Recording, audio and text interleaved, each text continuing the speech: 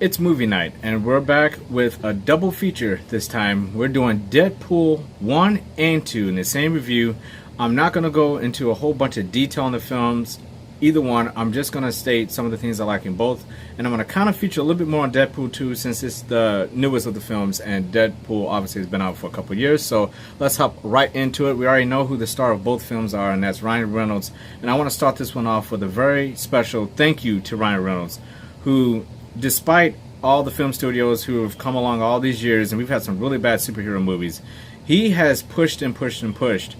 And we all remember basically his Fanboy film of the big highway sequence in Deadpool 1 that actually made it into the film that he put out there for the fans to say, hey, look, get behind this, support this, and we can get Deadpool, not only 1, but a whole franchise of Deadpool into the theaters. And we finally got that in Deadpool 1 and 2. I love both of them. Deadpool 2, we're going to do Deadpool 1 first, but I just want to say quickly about Deadpool 2 before we get to that one in the second half of this video. Wow. There's a couple of things in that one that shocked me. I was surprised it wasn't leaked and spoiled, but this is a spoiler review, so if you haven't seen Deadpool 1 or 2, I suggest you definitely go and see Deadpool 1, obviously, but you especially want to see Deadpool 2, because I'm going to go a little bit more in depth in Deadpool 2 in this one, just because I feel like having seen Deadpool 2, Deadpool 1 was kind of a nice little first act to the major second act of this, hopefully, trilogy in the Deadpool franchise. In preparation for this one, you see my pop figures back here, and I will do a review. I will do a video about all my pop figures. I had some people ask me about that, but I got this Deadpool figure in the mail, and I'm not very happy about it. As you can see, it's all scratched. Whoever sent this to me, normally, if you ever bought a pop figure off eBay or it's been shipped to you anywhere, you know that they come in a nice, comfy little box so nothing gets dented. Some asshole sent me this in a fucking bag. And this is what you get.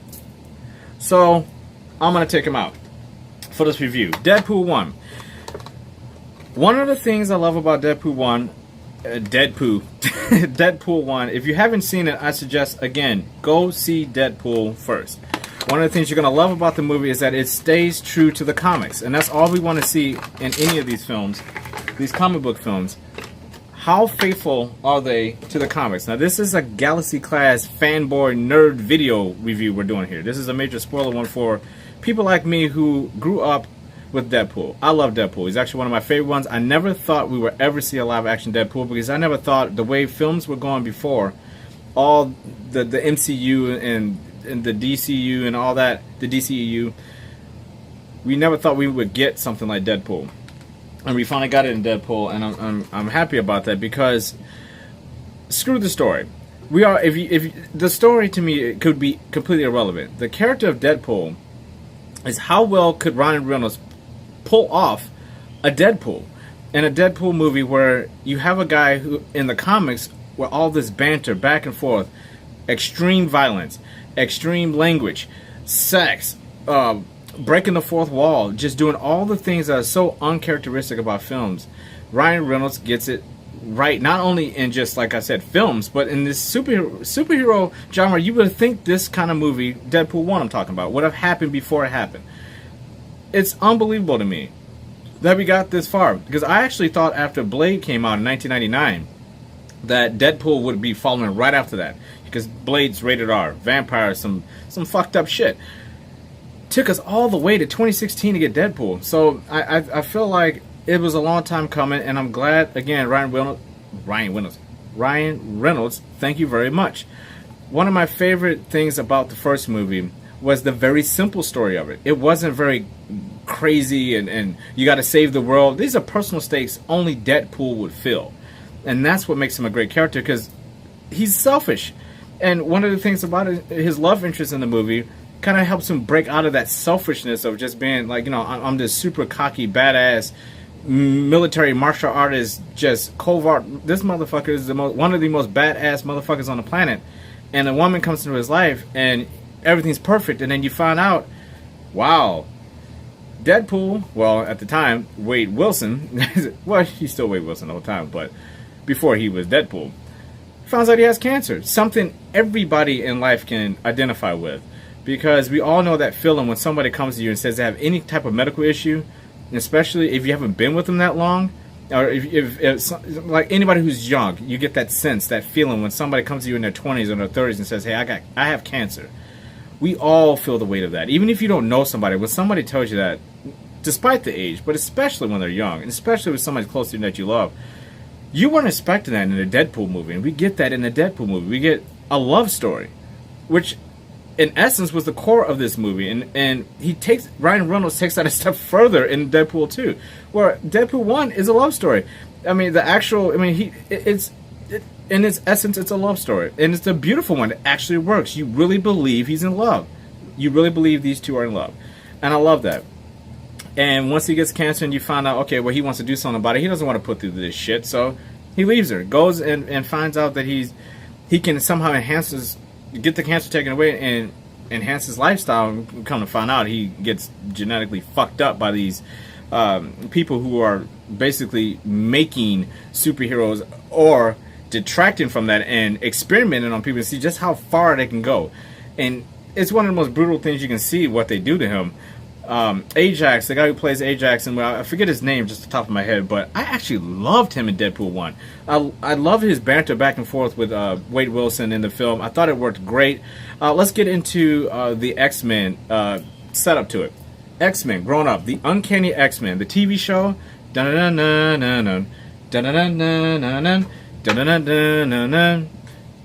If you have seen that show, I'm 38 years old. You know that shit. I love the X-Men. The X-Men universe is by far my favorite. I'll take them any day of the week over the Avengers. I actually was not an Avengers fan growing up. There was nothing about them that I liked, but I ended up appreciating them so much more once the MCU started, taking care of them. And Fox has done a really good job, I thought, even though they have some severe continuity problems and they've made some major mistakes. A lot of people don't like X-Men Origins Wolverine, where Deadpool was debuted. And Ryan Reynolds will throw it down your throat in both films that he cannot stand the fact that they did that to Deadpool and X-Men Origins. If you haven't seen X-Men Origins, Wolverine X-Men Origins story, go check that out, obviously, because Deadpool's first appearance is actually in that film. And if you follow timeline, apparently in Days of Future Past, they erased that, and that gives you the new timeline for this Deadpool. So it actually worked out very well. But I remember how disappointed I was in that Deadpool. I mean, everybody was so excited to go see X-Men Origins Wolverine, and we get in there to see Deadpool, and you find out he's Wade Wilson for like 5 minutes, and at the end of the movie you get this abomination of a creature that comes out. It's like, that's not fucking Deadpool. So to have him in this movie like this is awesome, with X-Men characters. Going to the mansion, not just any mansion, the mansion that they've used in the continuity of all the X-Men films.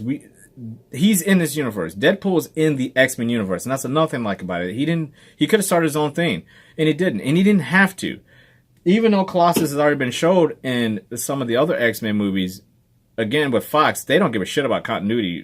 If anything makes sense, we don't know if that's the same Colossus or not. It doesn't even matter. It's a Deadpool movie. Anything goes, and it doesn't matter. And I like that. I like the fact that the story just tells you, hey, look, you're watching a comic book movie. You're basically watching a comic book movie. And I remember watching Deadpool 1 and thinking, this is the first time I walked out of the theater and actually seen a comic book movie play out as if I was reading a graphic novel. I feel like when I walked out of the theater, I didn't watch a movie. I was literally watching a graphic novel unfold.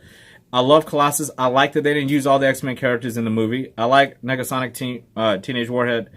One of my favorite characters. I mean, she is awesome in the film. Even the cab driver is awesome. Everybody in the movie does an outstanding job. The humor.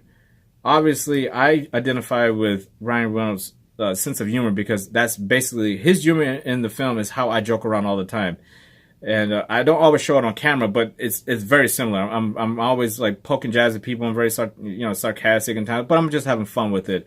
And so I identify with that a lot in the movie. And having T.J. Miller in it, I think, helps with that a lot as well. Because if you're gonna go have Deadpool in the movie, he's gonna be that funny. It helps to have other people around him be funny as well. Otherwise, you can't just carry a film like that by yourself. It's gonna run its course and get old. You need somebody to bounce the humor off of.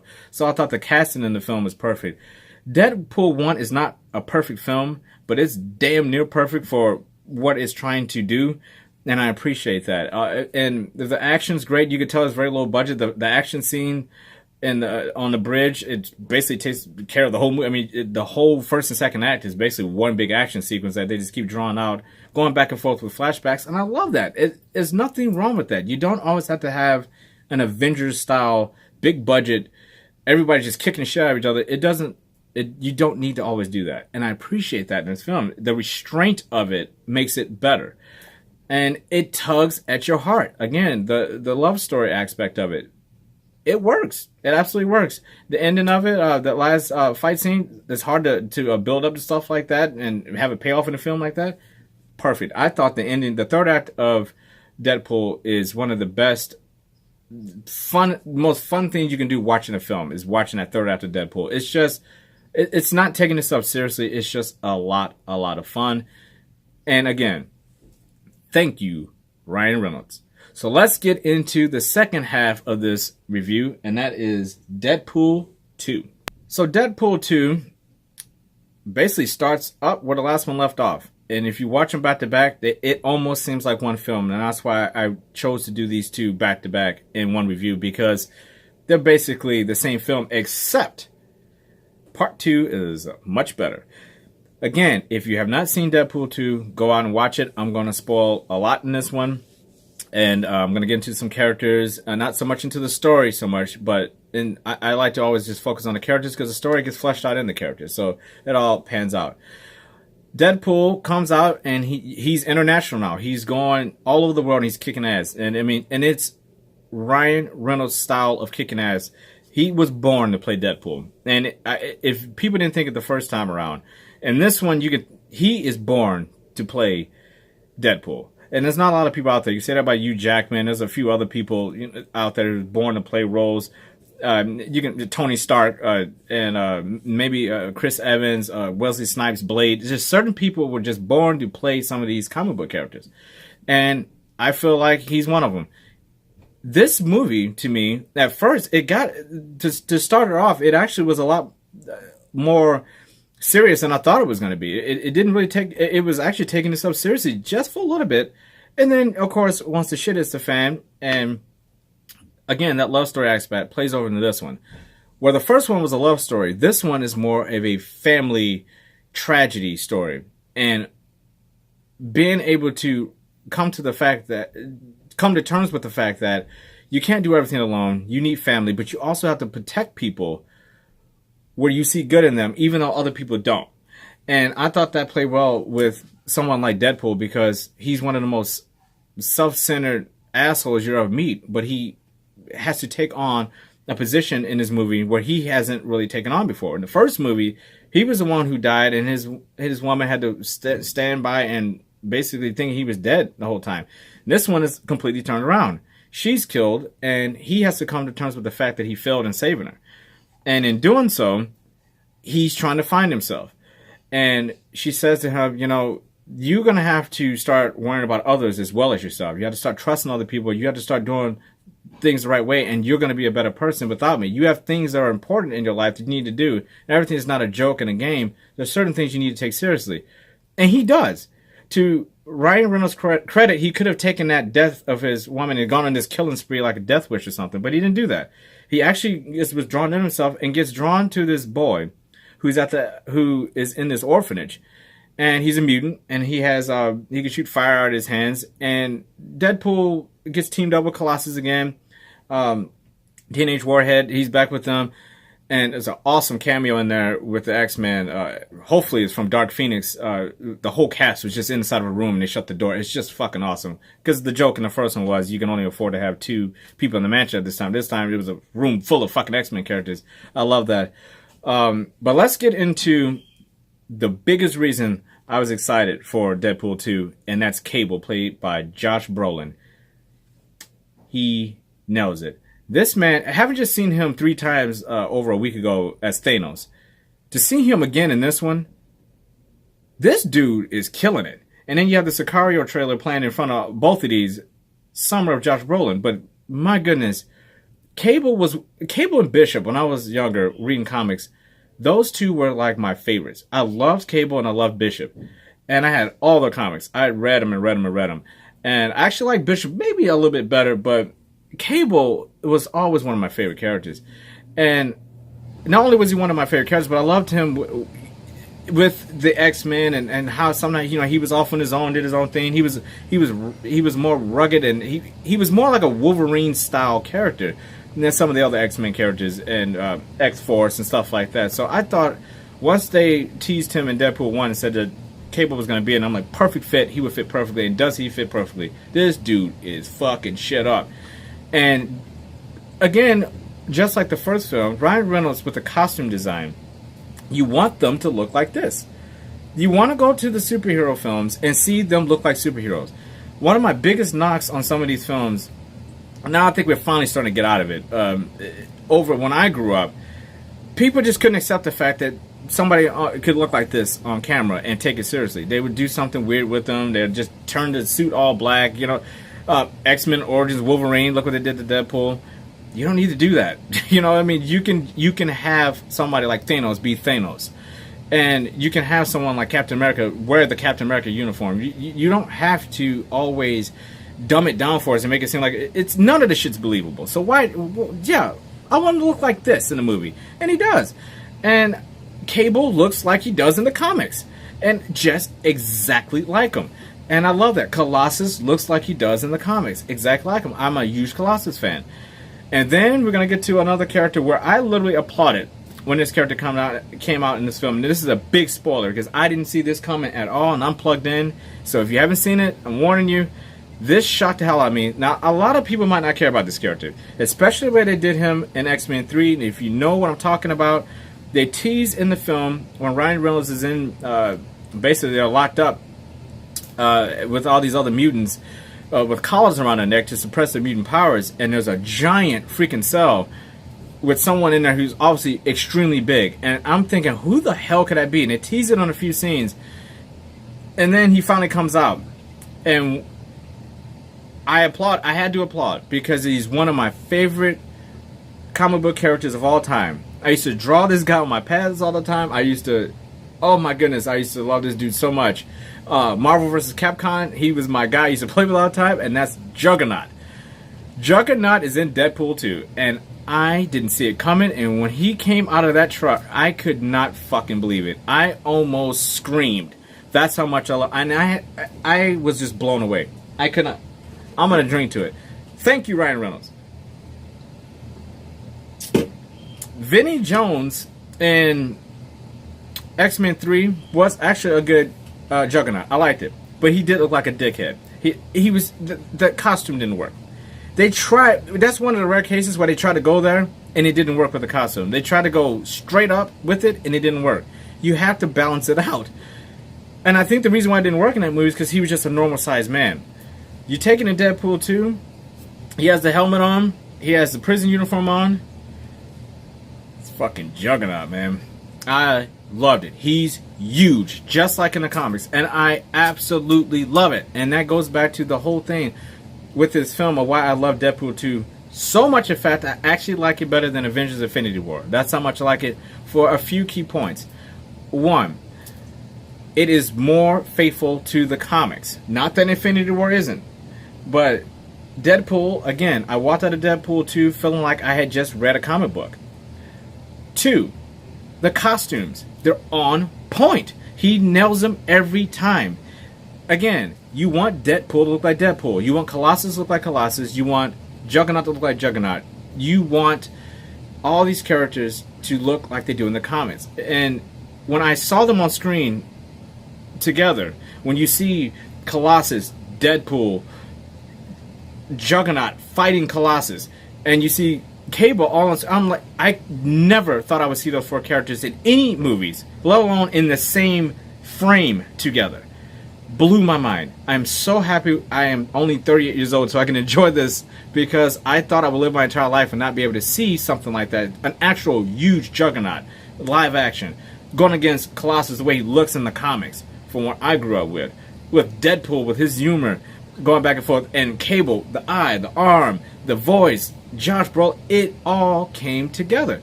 And this was a great film. I would have to say this, I couldn't find anything wrong with Deadpool 2. I can find a lot of flaws in Infinity War, and there's flaws in Deadpool 1. Not a lot of them for what it's trying to do, but for what Deadpool's trying to do, it's damn near a perfect film. It's flawless. Every single theme is on point. Even the theme song of the film. If you haven't checked out Ashes with Celine Dion and Deadpool, the music video, go check that out. The opening title sequence that parodies James Bond's opening title sequence, it's just perfect. It's absolutely perfect. The gore. You would think they would go over the top, but I thought the first movie was more over the top than this one. I think the gore in the first movie was actually more over the top than in this film. It was done so brilliantly. I mean, yeah, there's heads been chopped off, but let's get to one of the funniest things in the movie is when he's recruiting people. He's recruiting X-Force to go after Cable, who is trying to kill the kid with the fire in his hands, because the kid in the fire with the mutant who can shoot fire out his hands becomes a guy who kills Cable's family in the future. So Cable comes back in time, and he only has a two-way. It's a two-way ticket. He can come back and go, and he can go back once he takes care of this kid. He wants to off this kid so he can reset the future. And you realize, okay, Josh Brolin really isn't a villain in this film. So who's the villain? And then you find out, okay, well, it like changes. In the first act, Cable's the villain. In the second act, the guys who put them in the camps with the shit around their neck, he's kind of the villain. Then in the third act, the kid's the villain for a little bit, until it switches back to, okay, well, Juggernaut's the villain for us. And so it all, there's really no single villain in the film. The villain is the scenario, and that's something unique, because you just don't have a big baddie. Everybody plays a part. Deadpool for himself in a film, to himself, is a villain in a certain point of view. So I thought that worked out well. I thought the movie just hit so many beats perfectly. It's edited perfectly. The sound design is perfect. The characters, Domino, holy shit, that girl's good. What a great character. Again, how do you make somebody who's lucky work? That's her mutant power. She's lucky, if you want to call it a mutant power. And you get it displayed perfectly.